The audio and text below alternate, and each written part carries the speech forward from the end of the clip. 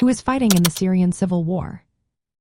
Have you ever wondered about the complex dynamics of the Syrian Civil War? This conflict involves various groups with different goals and beliefs, making it a significant topic in international relations and human rights discussions. Let's break it down. First, we have the Syrian government, led by President Bashar al-Assad. This regime represents the Ba'athist government and has been in power for decades.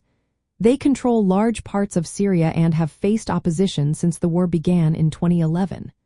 The government receives support from allies like Russia, Iran, and Hezbollah, who provide military and economic assistance. Next, there are the Syrian Opposition Forces.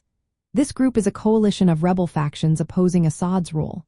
One notable faction is the Syrian National Army, which is backed by Turkey and mainly consists of Arab fighters. Another key player is Hayat Tahrir al-Sham, an Islamist militant group that leads an armed coalition of opposition factions.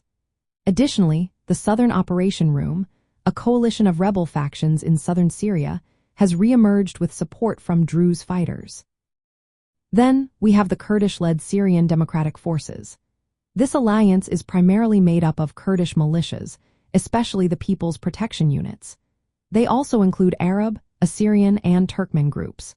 The Syrian Democratic Forces have a political vision that leans toward democratic governance and seeks a decentralized Syria. They have fought against extremist groups like the Islamic State and have received military support from the United States. Speaking of extremist groups, the Islamic State declared a caliphate in parts of Syria but was largely defeated by 2019. However, they remain as active in some areas.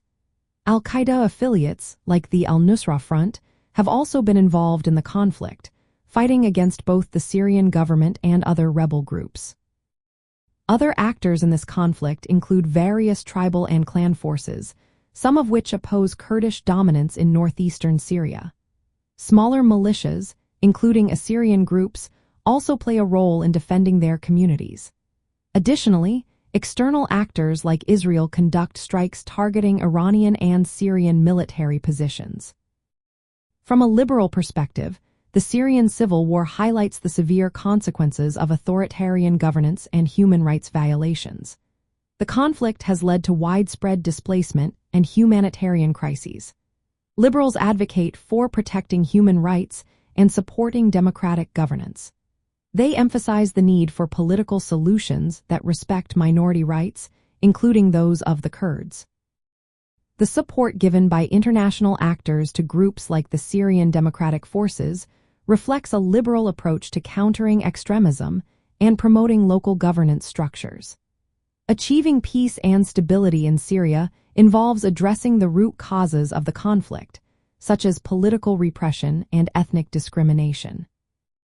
A liberal approach calls for international cooperation to uphold human rights and work toward a negotiated settlement that guarantees democratic freedoms for all.